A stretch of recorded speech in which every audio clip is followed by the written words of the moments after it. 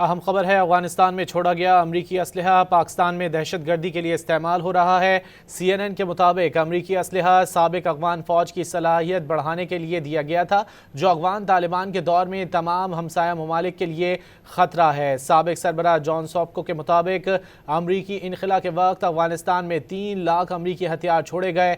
دہشت گردوں کے امریکی اسلحے تک رسائی چین، ایران اور پاکستان کے لیے سنگین خطرے کا باعث ہے۔